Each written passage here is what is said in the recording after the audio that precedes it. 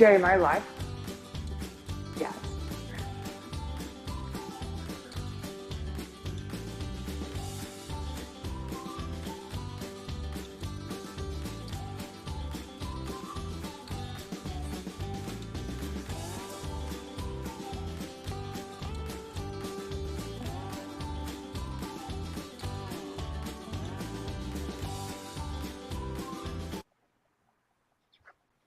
Welcome to Cultivated Live for Thursday, February 29th. We're never going to be, we'll be able to say that again in 4 years, Krista, but I'm Jay Rosenthal. I'm the co-founder of Cultivated Media and the host of Cultivated Live. And since we launched, our goal at Cultivated has been to be reader first, providing the cannabis industry with the most important, insightful, and useful information to our audience. And until now, until last week, actually, it's almost been entirely through our daily newsletter at Cultivated Daily. And we certainly hope that you go subscribe to that newsletter because it's amazing. But we also wanted to meet the industry where it is. And many of you are on LinkedIn and on YouTube. So we are showing up there every morning at 10 a.m. Eastern as well. So last week we added this daily news stream to the mix. And here's what we do every day. We recap the most pressing news of the day with our guest or guests. And then we jump into a conversation with our guest or guest. And today, like all Thursdays or most Thursdays, we'll be joined by the founder and CEO of Vetrina, Krista Raymer. Krista, welcome. Jay, pleasure to be back. We meet again. I like doing the regular hit every Thursday. I really do. And just so for those of you that don't know Krista, although that sounds like there's everybody that knows her, but Krista and the team at Vetrina, affectionately known to some as the Vetrinas, as if they're like a band, are the foremost experts in cannabis retail in North America. If you want to run a successful and profitable cannabis retail operation, you need to know this team. That's right, Krista? Yeah, that's totally right. I mean, there are a group of wonderful women that work in the business all the time, and they are killer when looking at the data and understanding how to apply it within stores, as well as with brands who are working with stores. Yeah, and so we're going to get into a great conversation later in the program, but do you want to jump into the news of the day? Yeah, let's do it. Okay, so this one is story number one. The New York governor is going to take on Google and Meta when it comes to cannabis. So Cultivated followers, readers, watchers surely know that the legal dispensaries want the state government in New York to do something, anything about the proliferation of unlicensed cannabis shops, especially in New York City.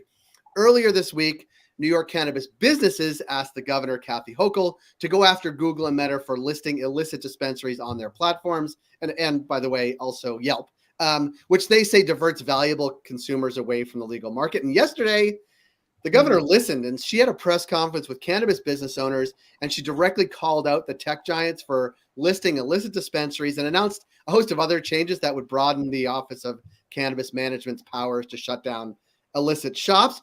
She also announced a host of measures through the state's budget process that would give more enforcement power to the OCM to issue padlock orders, which would expedite shutting down unlicensed stores. And during the press conference, here's what she said. She said, quote, "The role of social media and the big tech companies right now, they're allowing the sowing of a lot of confusion in the marketplace.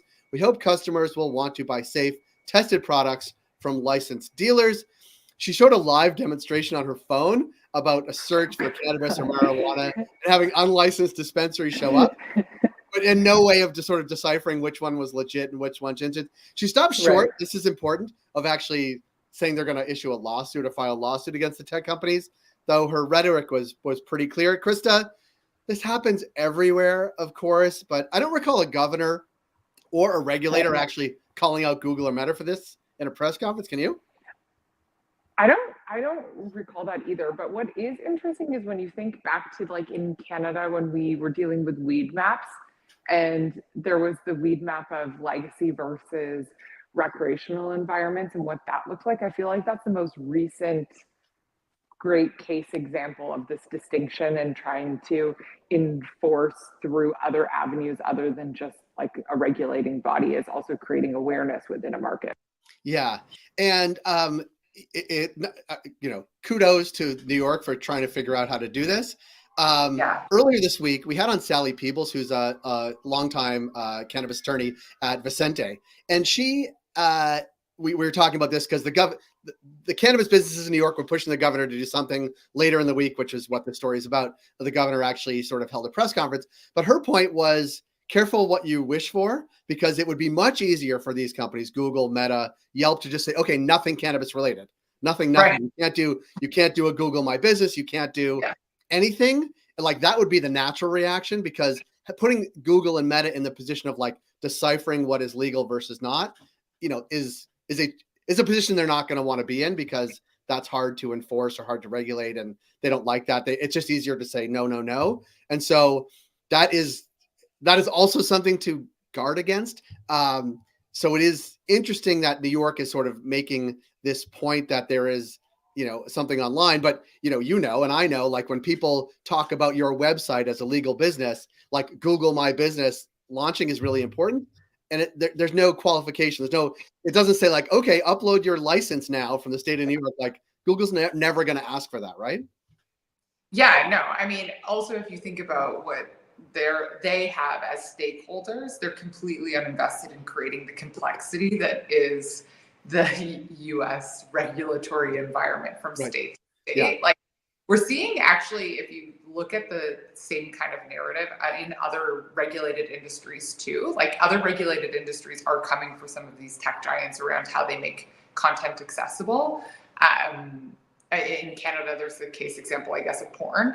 But like, I think that this narrative around who owns the complexity and who owns this relationship with the customer is really interesting to think about how we introduce the license holders within that framework too. Yeah, I like that Canada is breaking new ground in internet stuff around cannabis and pornography.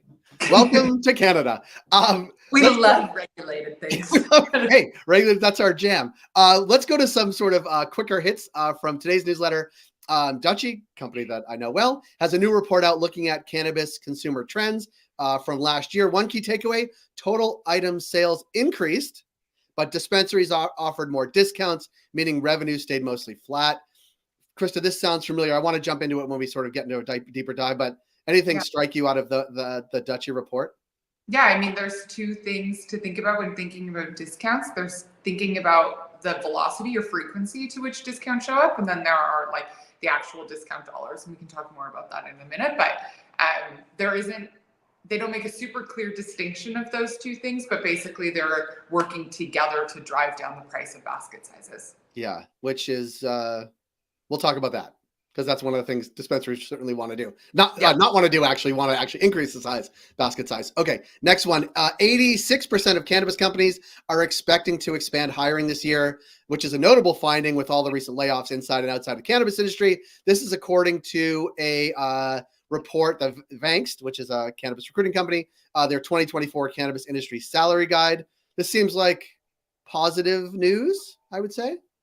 I think it's positive news, but I also think that there's a certain level of turnover that accounts for this. Right. We're seeing some pretty significant turnover in terms of talent within teams, both at the store level and not at the store level. And so that can contribute to this as well. Yeah, so that might just be backfilling some churn, but then maybe some growth as well. All right, Virginia's legislature is finally sending a bill that would legalize cannabis sales in the state after weeks of back and forth negotiation. This all according to Marijuana Moment. And now, the big question mark: Republican Governor Glenn Youngkin may still be a question mark. He previously said he doesn't have any interest in legalizing sales in the state, but he hasn't said he'd veto this. My point is on this, like, legalization is creeping down the East Coast. And earlier this week, we talked about Florida. So from the north-south and from the south-north, things are happening on the East Coast. It's exciting to see, even if the governor rejects this year, the march to legalization is happening, I think. It's like a little sandwich. It's a little East Coast sandwich, and Virginia is actually much closer to being squished in that sandwich than, say, South Carolina, North Carolina. But the squish is happening. Okay, the next story: Green Thumb Industries kicked off cannabis earnings yesterday. Other MSOs they're going to report their earnings over the next couple of weeks. Now, GTI reported $3.2 million of net income on $278 million of revenue just for their fourth quarter, up from a net loss the same quarter of $51.2 million the previous year. Now, the company did drive over $1 billion of revenue for the full fiscal year. That seems like a lot. There's some markets that aren't $1 billion, so GTI sort of flexing their breadth and width of their footprint, I think.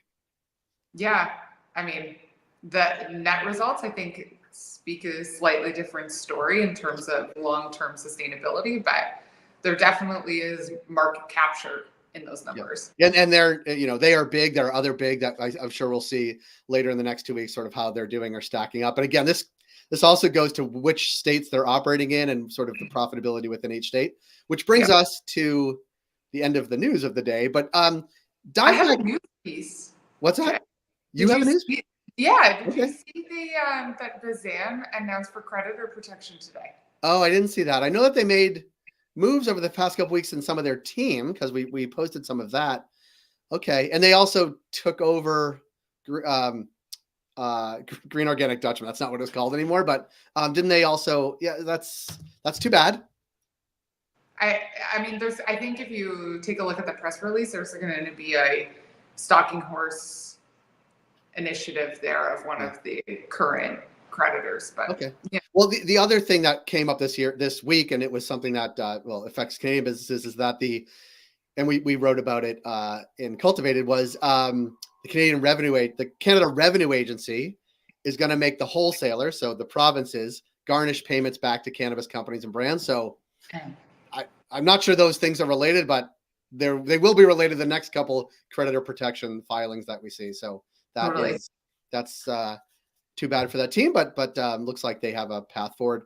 Now, Krista, can we dive into some of the other things we just talked about? Can you talk to me like on Michael Scott? You just mentioned 2 types of discounts that we ought to be looking at.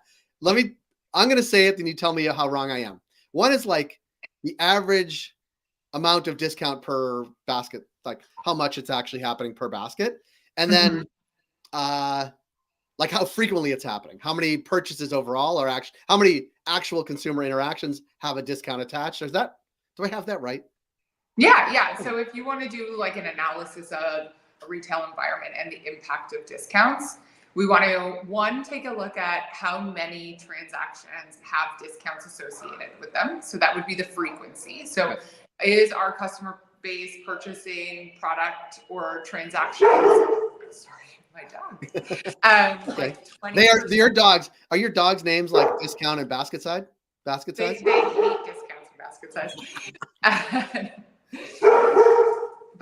Discounts. No, just kidding. No, but they really are thinking about like how many times a discount shows up on a transaction. So if I'm a customer and I purchase 10 times, do I have a discount on 40% of my transaction, 60%, 100%? And then the other measurement of that would be what percentage of the total transaction is discounted. So when I made that, was it 5% of my transaction was discounted, or was it 20% of my transaction was discounted? And so when you want to, 1, control discounts, or 2, plan for discounts, we have to understand what the frequency of discounts is going to be and the depth to which the discount impacts the total basket size. You can control for this, and this is like the debated question all the time, is do you inflate your prices or increase your margins to accommodate for a discount? And what impact does that have? And I think if you look at long historical data, basically from like the 70s until mid 2000s, in traditional retail, you saw the same kind of path actually, is an increase in terms of the frequency and the total amount of discounting. But the analysis in those industries has been that it actually decreases the customer's perception of value. And so that's where discounts become really complicated, is how much can we discount? How frequently can we discount before the customer just expects a discount every single time? And therefore discount no longer is an attractive lever to be pulled to help influence a product. I would also make the caveat asterisk that like, if we're discounting 5 or 10%, for example, to influence the sell-through of a product, we probably didn't have the right pricing for product in the first place. So like it could either be that the product value versus customers' perception of value weren't lined up, or it also could be just a simple thing like the psychology of numbers didn't feel good to the customer and weighted or didn't influence the purchasing at the full price. Yeah. So I mean, what I hear you say is that, because everything I hear you say, it's more complicated than it seems on its face, right? And the other part is that when this happens in aggregate, where every purchase in every store across a market has a discount attached to it, one, it's a spiral because everybody expects a discount all the time. and it's actually not. It just becomes an expectation, not a way to move sales or move product or drive people to store. And so it actually drives. It's like a spiral, right? Like everybody expects less price, which means the retailer is actually probably eating that margin, right? I don't know. I mean, yes, or in the US also, when we see discount prices or discounts increase, we also see wholesale prices decrease, or some kind of like kickback initiative, that this is being absorbed not just by the retailer, but also by the brands that are operating in those markets. What's super interesting to look at is discount percentages stay relatively low, and frequency of discounts also stays relatively low in markets where there are supply and demand constraints. Like a Connecticut right now. Yeah. And so you actually only see discounts start to increase when we also have excess inventory in the market. That could be on both the wholesale as well as on the retail side of things. And so from a wholesale perspective, we have more flower than what the market needs. Let's decrease the price and just get it out. And then from a retail perspective, it is about trying to attract customers with discounts or influence their spend utilizing discounts as a way to compete. But in both of those circumstances, it really is connected back to the amount of inventory we have and if we have too much supply. And so I have questions about like long-term view of what this looks like, is if you get to a point where then businesses ramp up, we have more supply, they start to ramp down because we have closures in businesses. Do you actually see a decrease in discounts again because there is not as much supply in the market? Right.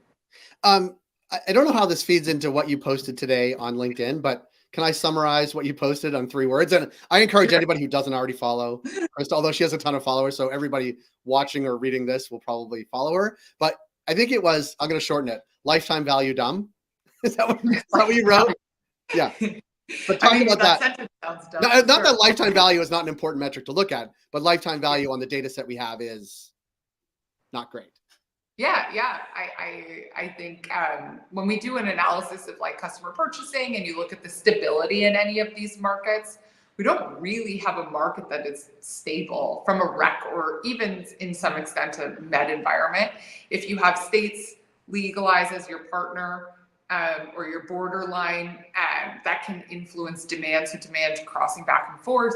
If you have an increase or a decrease in the number of stores open, plus or minus 20%, that could do it. Supply and demand can do it. And so what actually happens is if you look at customer lifetime value, you look at the data point as if it exists within the current timeline. So if I look at, say, for example, purchasing in Michigan, lifetime value, the last 3 years of a customer's purchasing life, the assumption is that it exists within the framework that is today. But the reality is that 3 years ago, product was like, I don't know, 40% more probably than what it is today. And so the numbers are inflated. So if you only look at lifetime value as a dollar representation, it has a lot of inflation built into the numbers that it's really hard to differentiate. It's not to say that there isn't a case where you can like weed through the data and pull out true sense and normalize and like really adjust. But why I say that it's dumb just as a quick measurement is because it's a temperature check. It's actually not anything that you can action on until you adjust the data. And so a better measurement to actually action on is to take 1 year's worth of data, because it has less trend, because you have less points of differentiation, but the points within that are more true to each other, if that makes sense. It does. And I want to give a couple of examples that I think this is to highlight sort of what you're talking about. I think, like, I think about the stores that we drive through all the time in Western Massachusetts, right? Okay. Which for a very long time, we're drawing from Connecticut. These are adult use stores, Connecticut, and I would say the capital area in New York, right? Albany, because there was no other legal cannabis. There wasn't even legal cannabis in Vermont, for example. So like Western Massachusetts, my guess is those stores were going gangbusters because they were drawing from a relatively small distance drive from some pretty major population centers. Now, Vermont, Connecticut, and New York have all legalized. There's probably closer cannabis. So the data set of a lifetime customer value in Western Massachusetts stores, like the dynamic has totally changed from this year to 3 years ago. And like, how do you advise? The same is probably going to be true in the border towns in Michigan when Ohio legalizes, or, all those things. Like, how do you talk to clients about that and prepare for that, or even try to look ahead to the future of what the impact will be? Yeah, I mean, one of the first things that you have to be able to take a look at is what percentage of purchasing do you think is contributed to maybe out of state? And then the other thing is when that other state legalizes, it's going to take time to see some level of price parity. So the ongoing example or conversation right now is this, like, Michigan is on this boom as a market, but what happens when Ohio goes like rec and actually is functioning for those customers? Because there's so much of the purchasing that happens on the border of Michigan. Well, the reality is within that example is we can take a look at how many purchasers are coming across state lines. That's one. And then the other part is what point do we think that Ohio is going to have similar price points to exist within Michigan? Because there would still be a price cost benefit analysis to be had as a customer when they're wanting to make a purchase, and until that product is kind of at parity or in some way relatively close to each other. It's like, what's the price that I'm as a customer willing to get in my car and drive to a location that's maybe 30-40 minutes away for savings, as opposed to purchase in my own community? And it's a conversation back to like convenience and your own definition of value, as well as it could be product innovation, because it will take time for these other markets as they come online to have the same depth of product innovation that you see in more mature markets. Yeah. Well, the other part of this, I think, and I hope that regulators think about some of the same things, like when they think about taxes and sort of other costs put on top of the cannabis, which is like, if you don't have parity of pricing, whether like all in pricing, let's say, like people will move around, especially when it's very, very easy. It's 10 minutes to this dispensary in my state. It's 10 minutes to a dispensary in Massachusetts. What the driver doesn't care. It's not like you have to go through customs to get from New York to Massachusetts. And so I think it is something that a lot of pieces of the sector need to be thinking about as more and more states come online. Like we just talked about Virginia. Virginia's going to need to think about what's happening in Maryland, what's happening in DC. Like these things are real considerations. That's from a sort of state market level, but on a store level, like we've seen some stores, we've talked to some folks like on the border of New Mexico and Texas that just go gangbusters, in Nevada on the border of Utah that are like, the basket sizes are massive. The customer loyalty is massive, but that changes pretty dramatically when states legalize. Think about Colorado. Like when they started off, there was no legal cannabis in Arizona and New Mexico, and now there is. Like those stores on the border felt it, I imagine. Yeah, I mean, not just on the border. It also has a lot to do with, like, if you think about tourism contributing and can you get product at home? Like, there are lots of instances in Colorado's historical data set where you need to look and say, how many of our customers only purchased one time also? And how impactful were they to our annual revenues at that point? And that's where I'm like, statewide data is a temperature check also. Like maybe I'll put this up also, is statewide data is dumb because it doesn't account for the nuances of pushing and pulling of demand from different customers in different regions. Right. There's always going to be a level of tourism. There could be a level of purchasing that happens on the state border stores. And so could you say, for example, look at Colorado and normalize the data set by removing the outliers?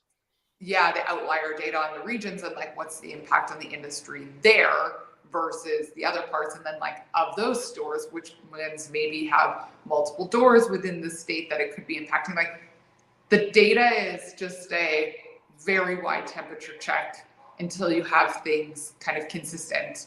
And, we saw the same example, or we see the same example even in Canada, although we have federal regulations, the store access, say, for example, in Quebec, which I think David Cote called out this week, was that the store access in Quebec is quite low, and therefore it could also be pushing and pulling demand around effectively too. Yeah, no, it's something mature market, like any industry, need to think about as new stores open up, specifically in cannabis, where the state borders do make a difference, and pricing and taxation, all those things. And it's one of the benefits of being a new industry is like you get to like consider these things all the time. But it's also one of the, the alcohol industry has hundreds of years, 100 years of data where they actually know a lot of these things down to the day, down to the product, down to the pricing, all those things. And that is interesting. And I'm from New England, where people will make big purchases in New Hampshire because there's no sales tax, where they might not make them in Massachusetts. But what is the price point? What is the product that would make you drive the extra 5, 10, and 15 hour to actually get that product? And the same goes for cannabis. Krista, it's always enlightening talking to you, both in real life, online, and then online in real life and live. So I appreciate the time and the work that you do. And I encourage everybody to visit Vetrina Group at vetrinagroup.com. Follow Krista and all the Vetrinas on LinkedIn, because they put out great information and content. Krista, we'll see you next Thursday. Yes, we'll see you next Thursday. Perfect. See, I like to get the commitment right ahead of time. And that's it for today's Cultivated Live. We encourage you to subscribe to our daily newsletter at cultivated.news. Follow us on LinkedIn, or smash the subscribe button on YouTube. We'll see back on the smash, right? Everybody smash it. We'll be back here at 10 a.m. Eastern tomorrow morning with Cultivated Live. Have a great Thursday, everyone. And I'm going to put in a little thing here. Buy cannabis from your local dispensary. I think I should say that every time. I've been watching Bob Barker on The Price is Right, and he suggested everybody have their pets spayed or neutered. I'm not going to do that. I don't have pets, but have your pets spayed or neutered, but also buy cannabis from a local dispensary. How's that? I like that. Okay. Buy cannabis from a local dispensary. We'll see everybody tomorrow.